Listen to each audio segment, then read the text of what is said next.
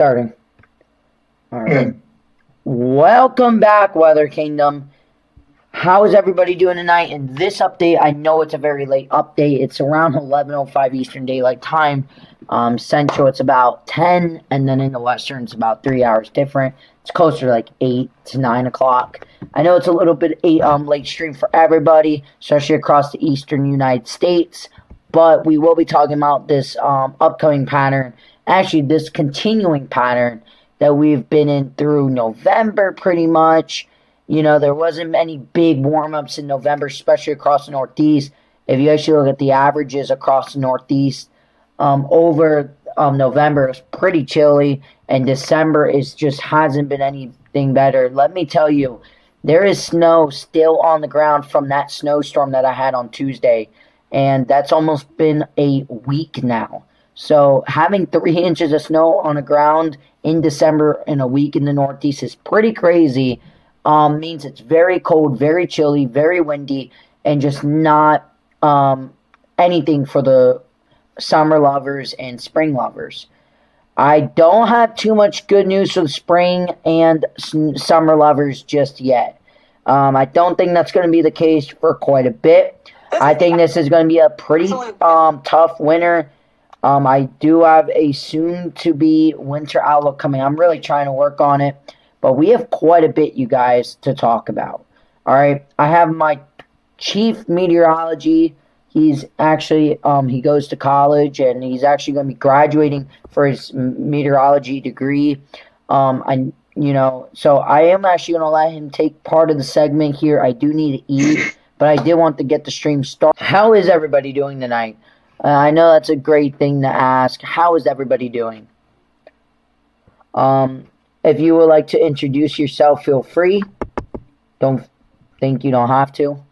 And also kind of explain on what you want to talk about, because I see you're on the 500 millibar height. I don't know if you want to talk about the basics first and then get into that, or what you would like to do. Straight up a steal. But feel free to talk a little bit, kind of give your own opinion on this. We've been talking about this, and I know I wanted to stream last night, but it was just you guys too busy. I was very tired, and even tonight, but I did promise one of my, quite a few of you guys that you guys wanted me to go stream. I know it's late. Hopefully, some people realize I am streaming and joins. If not, hopefully tomorrow they see this. But, so, what do you want to talk about first? Do you want to talk about what you want to talk about, and I'll talk about what I want. And I'm going to quickly go and get some food right now, so feel free to talk right now, all right? So guys, what we're looking at right now is the 500 millibar heights. So we're looking basically 18,000 feet into the air, 18,000 feet in the atmosphere. So this is around the 10th time frame of December. You've got a pretty good northwest. You got a good northwest flow kind of event happening here across the country right now. So once you get these type of northwest flow events, you're typically in a pattern where there's going to be clippers going on. So you got these Alberta clippers, these Saskatchewan scrapers, these sort of stuff. You've got all those clippers coming through, and some of those clippers will produce, 2 to 4 inches of snowfall. So we're going to have to keep an eye on that. The Western United States is going to start to get active again. We've got pretty good, this area here, you've got a pretty good areas that could see almost 2-3 feet of snowfall in the higher elevations here, the Cascades here of northern Washington. So this area right here, we're gonna have to keep an eye on for maybe as much as 2-3 feet of snowfall. So we're going to have to keep an eye on that. That's over the next 5 to 7 days. So we're going to have to keep an eye on that as well. Now, as we go, as you can see the general northwest flow events here, you can just see the streams of those northwest flow events there. You can also see those northwest flow. You see how the jet streams lags a little bit. You see a big low pressure up here. this big low pressure here is going to start to circulate counterclockwise here, clockwise. And once that happens, you've got the southwestern United States, you know, under a like what we call a heat dome. It's not a big heat dome, but it's not hot temperatures. What I mean by that is just like cooler, above average than normal temperatures. So down there in the southwestern United States. But as that happens, you got a ridge of high pressure that's going to start to dominate some of the southwestern United States. And I will be concerned for this area right here. This is the area I'm going to be concerned here for precipitation lacking in the next couple of weeks. Maybe not that far north, but this is the general area where I'm going to keep an eye on for that precipitation to lag a little bit, because if we've started out in the active period and then we're going to end, we may start the mid-month into a more of a drought kind of situation. Not a big drought, but what I'm saying is that I've been looking at the ensembles, the models, and they are continuing to show mainly the Texas, mainly this area right here in the black here, to see normal lower than normal precipitation values, and that could really bite into some of the winter as I'm looking at the model data. So I'm going to keep an eye on that as well. If y'all have any questions, please tap them into the chat. I can answer some, and Weather Kingdom can answer some as well. As we go forward to the 15th, you go into up and around the ridge. You can see the jets are kind of like that a little bit, but then you've got that, and then you've got a little bit of a troughing that's going to start to come into the west coast of California here. This is where I think California, if the 18Z GFS is correct, you've got a troughing here in the west, and does that mean severe weather? No, it doesn't mean severe weather mainly. But if this changes into more of a negative tilt trough, then we could be talking about severe weather in the coming days, but in the coming weeks as well. But that's a whole thing, because if the models don't agree with it, like let's go over to the 12Z, the 12Z Euro here. And the 12Z 500 millibar Euro does not agree with the GFS. They have not agreed with each other this whole time. So we're going to have to keep an eye on this. The Euro really starts to show two main Arctic blasts come in. You see this one right here. This little dip here, that little dip there is going to start to come into tuition. And then you've got another dip into the northeast. And then you start to go into, this is where I'm getting concerned here from the European model. The European model has really showed that negative tilt trough there. And if that ends up being the case, guys, we could be dealing with not a severe weather outbreak, but some sort of severe weather in that area there coming into the 20th of December, which is too far away from right now to see if that's going to happen. But what I'm saying is that we're going to have to keep an eye. We're going to have to put our Hawkeyes on these models in the coming days, because look how the Euro is already showing in positive to a negative tilt trough there across portions of, of course, the four corners of the United States. So we're going to have to keep an eye on that as well. So, things will happen. You got your tight tendencies here. This is like basically showing you higher pressure and lower pressure here. Basically, you can see where the ridge is. You can see those Alberta clippers that come through, bringing some really heavy snowfall up to the Midwestern United States. And as I go forward, you see there's a little bit of Arctic air plunges coming in, according to the European model, and then the European model is done. So, there's your higher pressure. So we're in a time where we're in the northwestern flow. So we're in a northwesterly flow. And could we see higher temperatures across the west-northwest of the United States? That could be a possibility. I do want to show y'all the snowfall map according to the European model after 7 days. This is about 100. Let's go to 138 hours out. You can see heavy snow here across the western United States. We see more Alberta clippers here across the Northeast and the Mid Atlantic. So we're gonna have to keep an eye on that as well. So basically, that's what I got right there. You can see the Mid Atlantic. We could see another lake effect snow event take shape here across the Great Lakes there. So we're gonna have to keep an eye on that as well. And so we're gonna have to keep an eye on that. The GFS, I think it agrees with it. Let's go back. So the 18Z GFS for the next 7 days.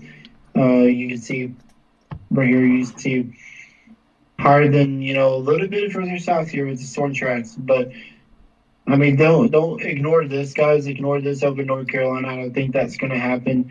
The GFS, those GFS things. But I am back, by the way. See, and then you can see okay, he's back. So you can see the feet of snowfall that the GFS model wants to pick out. The European was a little bit further to the north with the snow track here, but you can see the western United States here is going to be dealing with a lot of snowfall in the coming 7 days or so. So you're going to, if you're here in the ski areas, you're going to really love this type of situation across a higher like Mount Baker here. You've got a lot of moisture coming up and available moisture for the atmospheric rivers there. It's going to feel all of this area here with heavy, not that bad, but heavier precipitation totals will come into those fruition there. And I also want to go over one more thing here. Your total precipitation over the next 7 days, according to the models. You can see here, in the next 7 days, you can see really heavy snowfall here. Not snowfall, heavy precipitation waters here across the Pacific Northwest.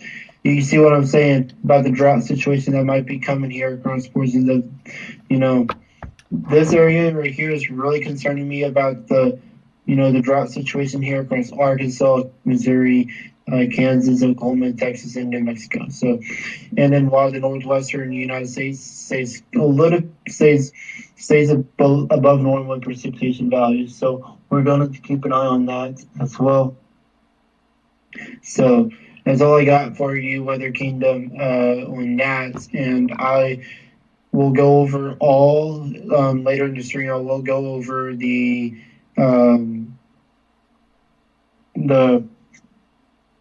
coming days of what we're heading into January and what January has to hold for us. And I've got in the CFS model what it tries to show here in the next coming months. So y'all stay tuned for that.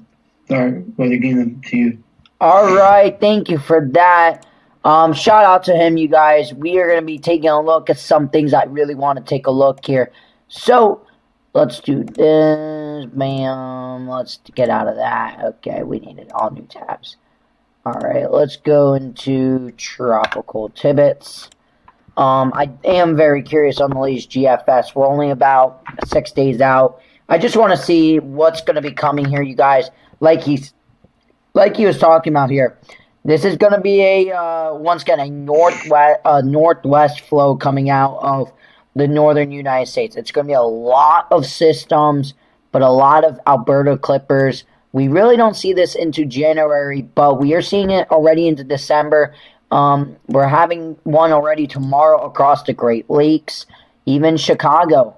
Some of the latest trends are showing some snow, at least 1 to maybe 3 inches possible. Some of the Great Lakes regions gonna continue to pile up the snow most likely, and then parts of the Northeast and even Mid-Atlantic is possible. I'm not too confident. The more south you go, but the more north you go, I am having better confidence. So, basically, I do want to talk about in the next 24 hours. What is going on in the next 24 hours? We still got this polar vortex just continuing to bring very chilly air and colder air across the upper plains, Great Lakes, into the Mid-Atlantic, and then the Northeast. It's going to be another chilly day tomorrow, mostly across the Northeast and stuff. And then back out here, some mountain snow. He was talking about that too. You can get over 100 inches possibility. All right. And then our drought situation just continues. But there is a little bit of interesting thing, and I really want to watch out here in the future of the run, is we're going to have a boundary front kind of set up here, all right? And then you got your colder air, all right? You got this, let me draw this out a little bit for you. You got your colder air coming in here, and right now the pattern's kind of flat. You got this northwest flow. You don't really have this digging in like this, so you're not going to get any low pressure to go up the East Coast. But there is a little bit of chances of, if that precipitation moves a little bit more north, can you see a little bit more snow? The GFS0Z doesn't really show. Maybe some mountain snow again, once again in North Carolina. But last run had it a little bit different. So it kind of trended away. Not too surprised about that. But you know, the pattern is going to continue to be there. You also see that northwest float event through tomorrow. You see a mountain snow event right through here. Let's go into the color black here.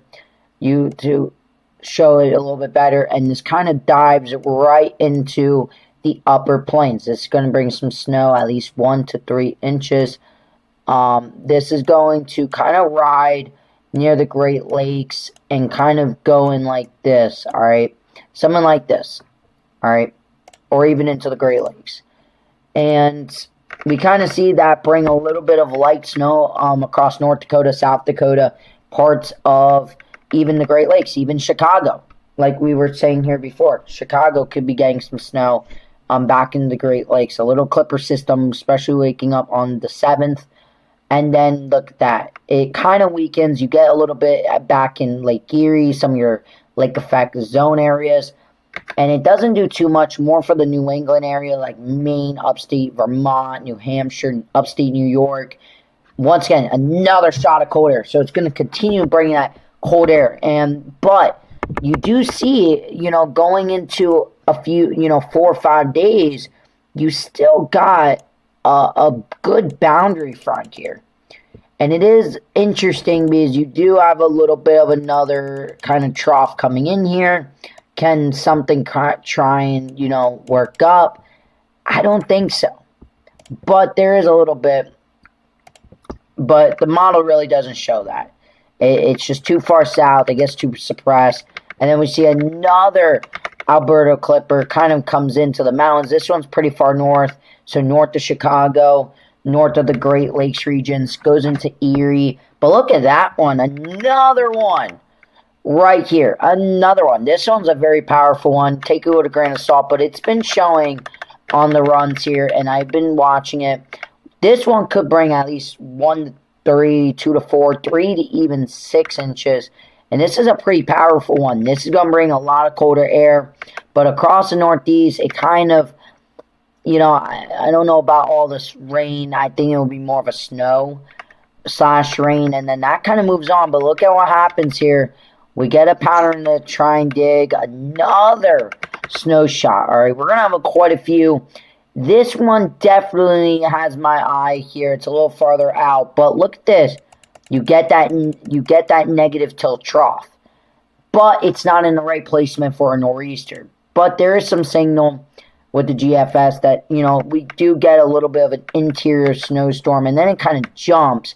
But look at all of that just cold air and lake effect snow going into the 12th. I mean, let's go from last run, you guys, to this run. Yeah, not surprising. It's even colder. Every run keeps trending colder. I'm really not surprised here. And then look at that.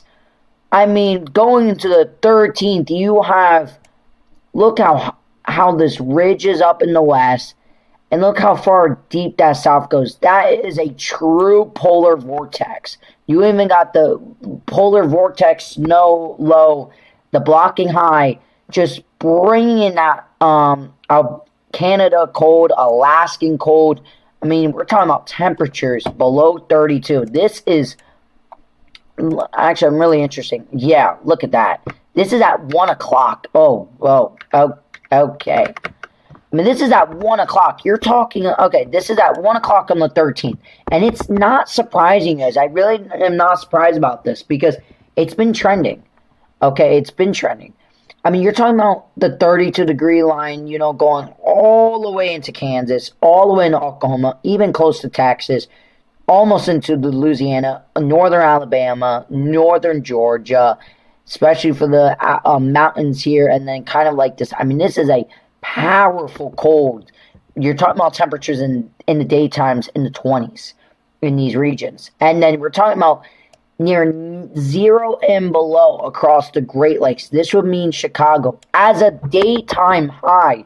Just remember. So this is some extreme cold, and that Canadian ain't really lying. And I mean, even before that, I mean, you're still talking very cold, you guys.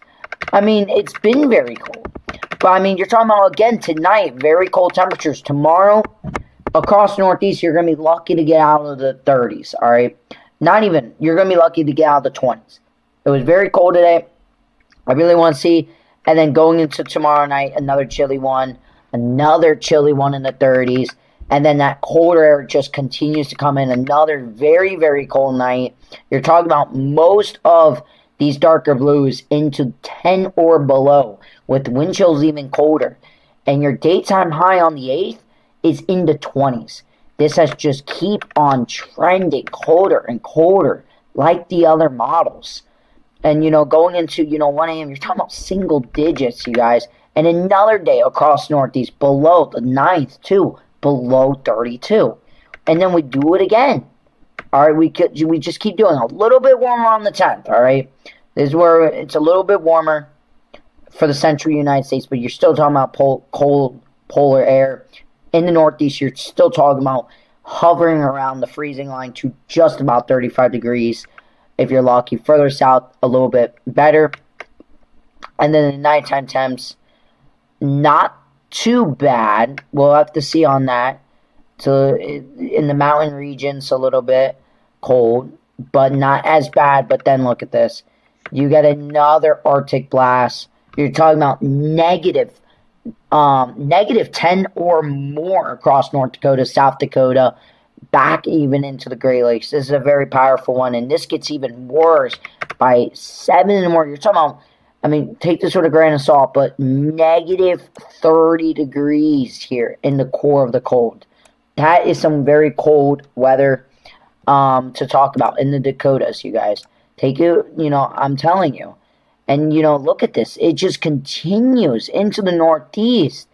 December 14th, and look at that. You got another shot of cold air continuing to come.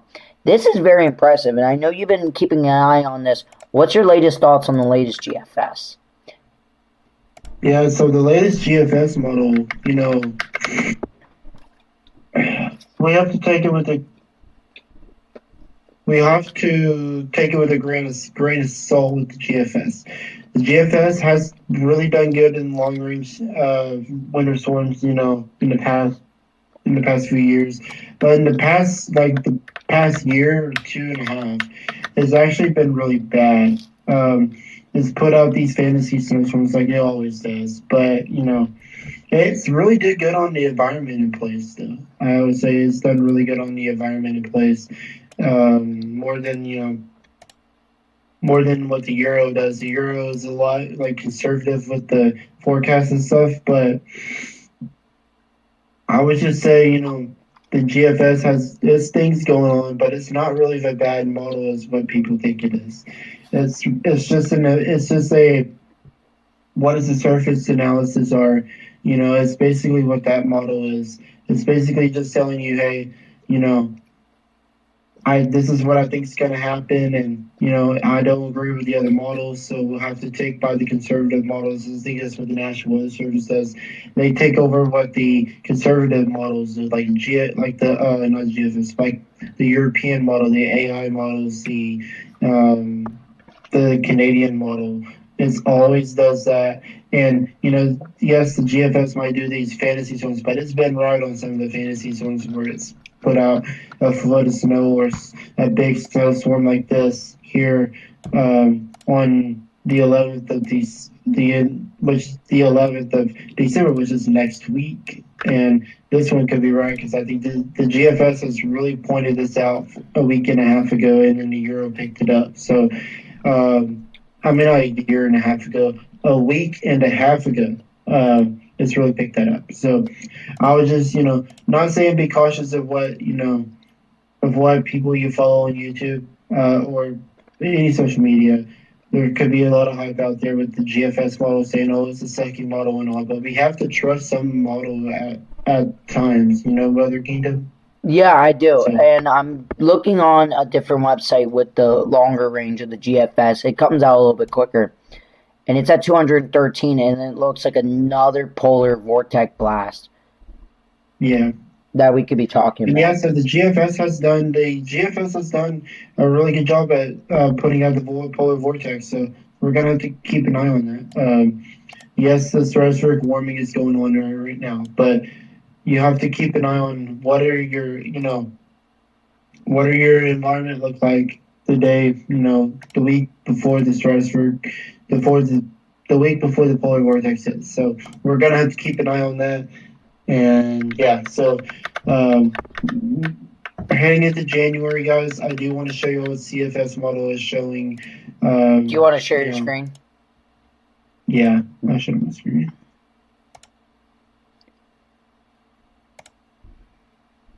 Okay, you sharing it? Yeah, it's good. Okay, so this is the CFS model, guys. The CFS model has really, it's done decent. I mean, this is on pivotal weather, but this is just giving us a good general idea of what of what could happen here. Which I don't like. I do like using the CFS model for this long range data, but you can see as we head toward late December. Don't take this for granted, guys.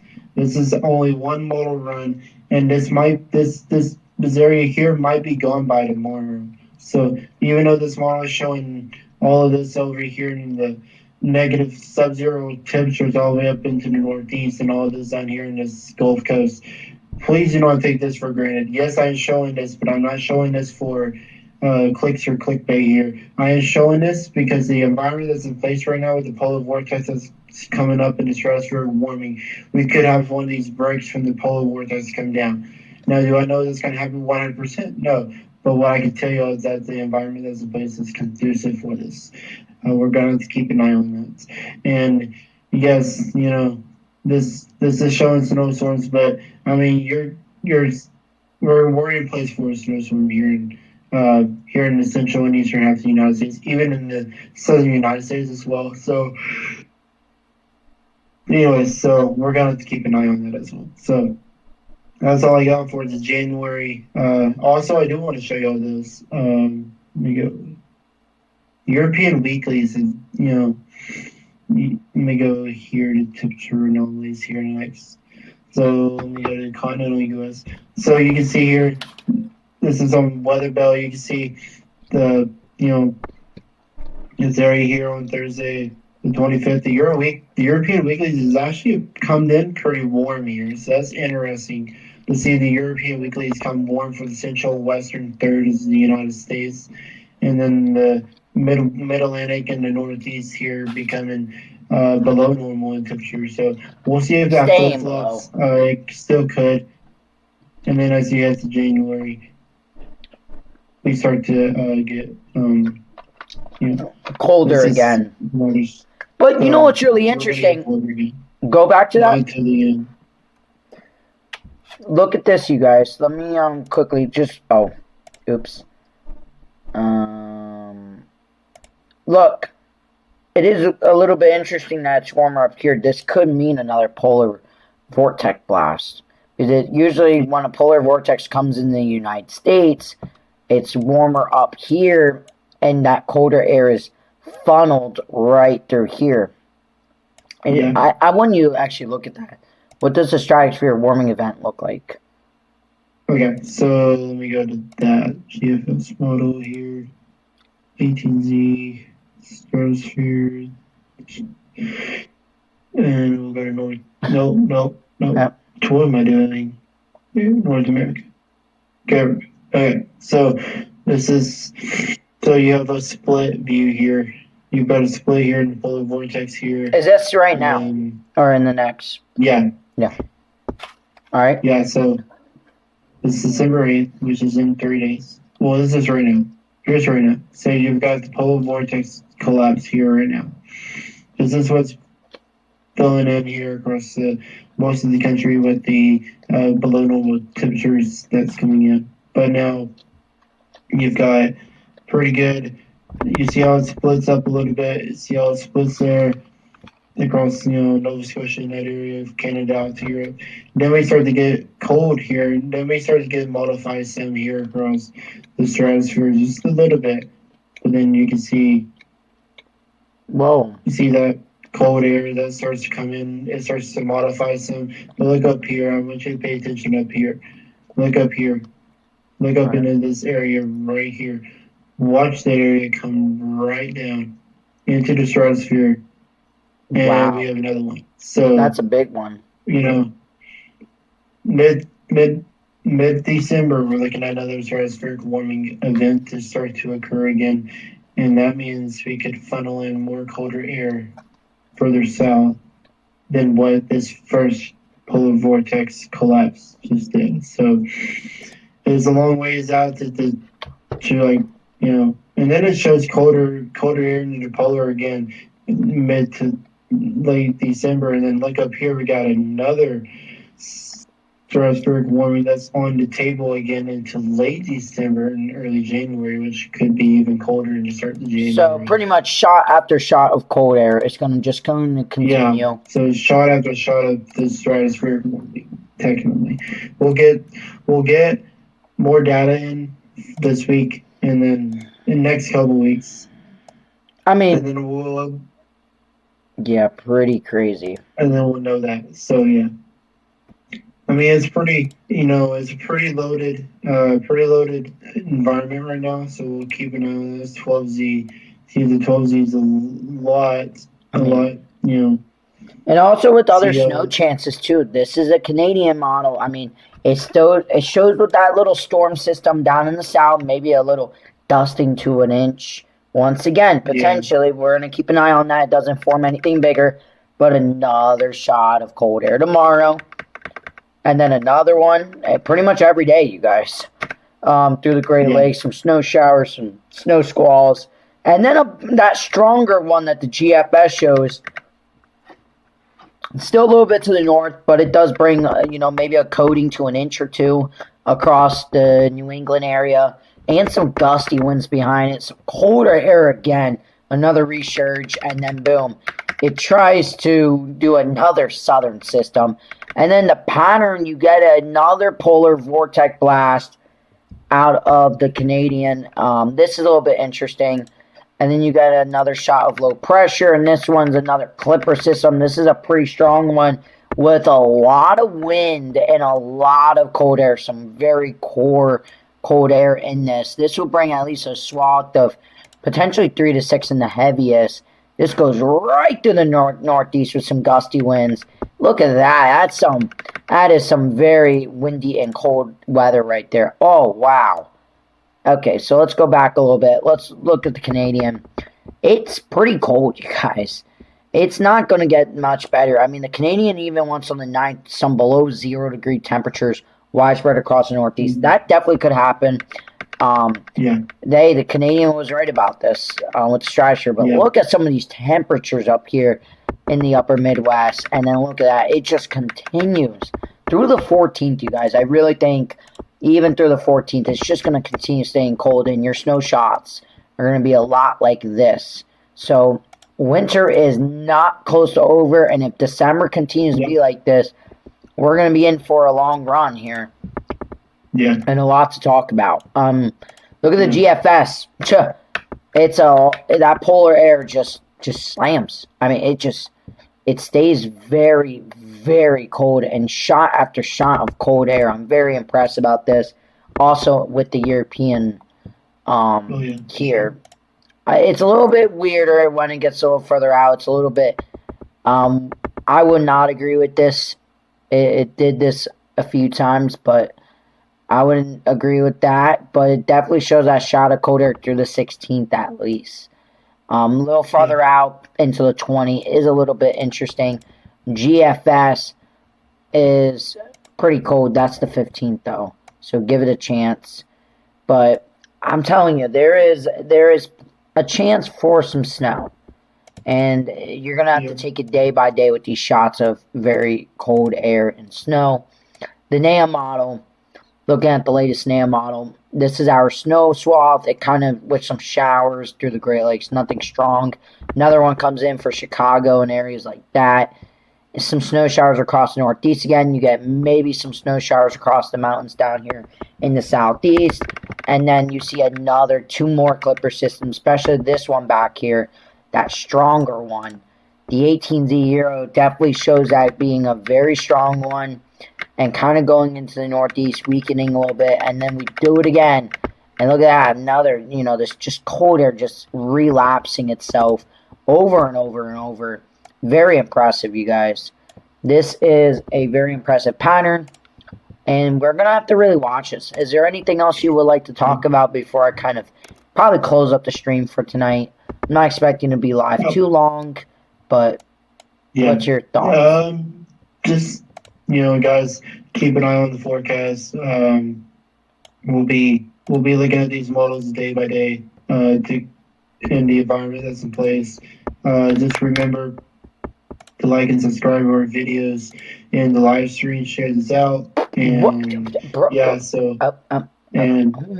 and also we're gonna have to keep an eye on the model runs as they go through. So y'all just y'all have a great night and back to other kingdoms. So. All right, before I end this, I do want to show you guys the quick MJO and look at this. We are in phase 8, but look at this. The GEFSO goes into continuing in phases 8. Kind of goes between 1 and 8. 1 is still very good, but then it goes back into 8. It looks like another deeper blast with all the models. The JMON goes into January 3rd, and look at that. Just continuing to loop in phases 8 and 1. That is very good. And then this one, okay. This one, once again, the JMON, and then the European just stalls into at least the 20th. In phases 8, the European 2, and then the ensembles. This is January 6th at the end, and it's just heading straight into 8. So, I'm telling you guys, the cold air is going to continue. Even the EMON right here, another one. Really impressive stuff. We are going to be very, very cold. Something we're really going to have to watch out for. And I'm telling you guys, don't warm up. Don't be outside in hypothermia. It's not a good thing. But look at this. December 16th, and you are cooking if you're across northern tier. I mean, look at this. You get one shot after another shot of just cold air, and then boom, right towards 252 hours out. Yeah, this past 10 days now. But you just continue with the polar air. It just keeps reloading and reloading, and this is a very impressive event, especially for December. This could really shape up January into a buzzsaw winter across the northern tier. Very, very brutally cold. Yeah.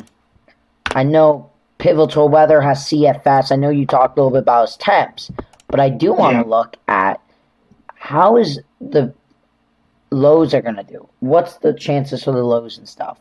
All right, what's the pattern? Yes, we know it's going to be polar vortex, but is there going to be shots for some bigger snowstorms instead of these clipper systems? And the CFS in the short range, nothing too big. There's a little bit of something right there, but it's a lot of clipper systems.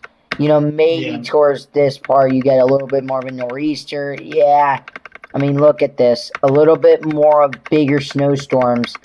And then look at that, CFS towards the end, going into January. What the? You ready the Ice Age on? All right. So the CFS just goes all out in the end. With a bombing nor'easter, and apparently winds across half of the United States in the 50s, with brutal cold air. Look at that. That would be like 60, 70 miles an hour winds. But then you get, that's literally the polar vortex. Because look what happens. It re-loops and just sits over the Great Lakes. Yeah. I just want to look at, temperature. Yep. Yep, pretty much. Yep. Polar vortex just comes in, everybody. Yep, that's pretty much what happens with the CFS going to January. The polar vortex is in the United States. Mm-hmm. The true cold air. But, look. Oh, Mark just made it. Happy Friday. Looking like Chicago might be in some snow again. Bring it on. Wow, going to be very cold. Also, and Florida is going to be very cold in mid-December, Mark. Yeah, I'm telling you guys, I know you guys are ending towards the end of the stream. If you do want to rewatch it, feel free. I did go stream a little bit late today. I am very sorry. I'm very interested on what's going to happen, you guys. This is impressive. I'm telling you. I've not seen a reloading Arctic blast like this. This is this is beyond textbook. I wonder what year does this really compare to, because I'm telling you, it's hard to remember a year like this. Alright. If you guys are new to the channel, I hope you guys enjoyed. Please like, please subscribe. Feel free to donate. Share this with other people. Join my membership. I do have a question to you guys. Do you guys want me to put some snowboarding clips into the membership? If anyone in the membership are here, if you guys want me to add some, if you guys want some snowboarding clips of the mountain, of them blowing snow, snowstorms, and some storm coverage, let me know if you guys would like that in the membership.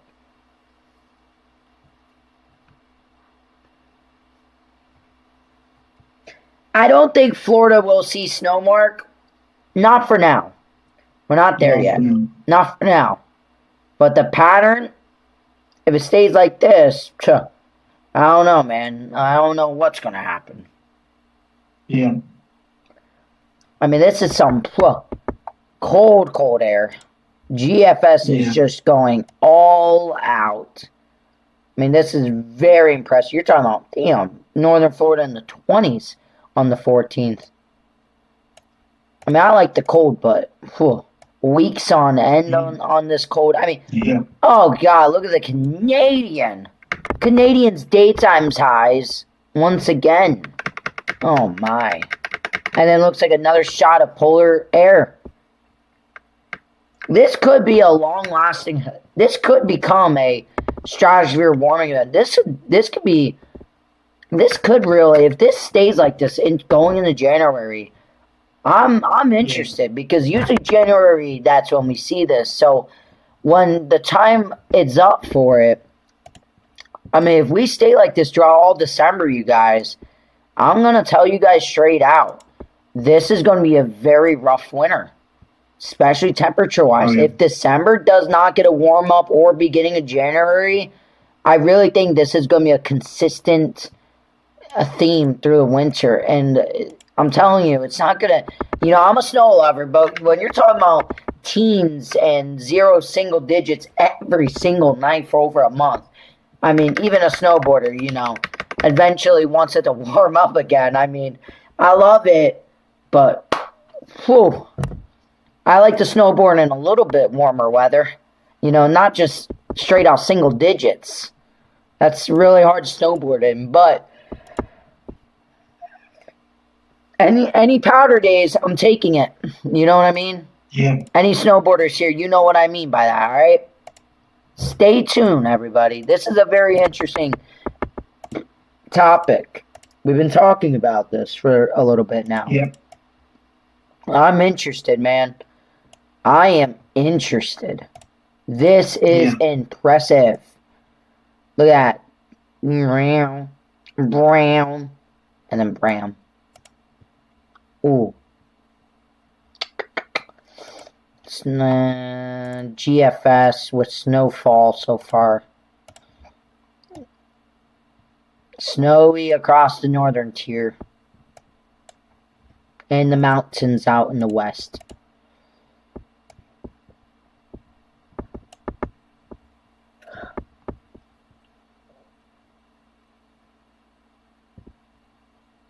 right, you guys. I think I'm going to end it here. I think we kind of talked about everything. Thank you for everybody watching. I know it was late. Hopefully I can do this a little bit earlier tomorrow. I'm sorry about that. I wasn't expecting to do too well tonight. It was a very late stream. But if you guys are new to the channel, please like, please subscribe, and share this with your friends and family.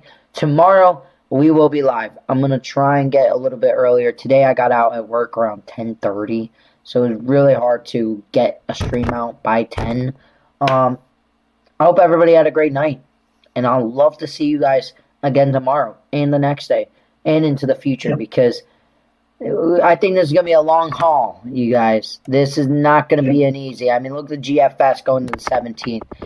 You got another snow shock coming into the United States. I mean, tell me the last time we saw a pattern like this.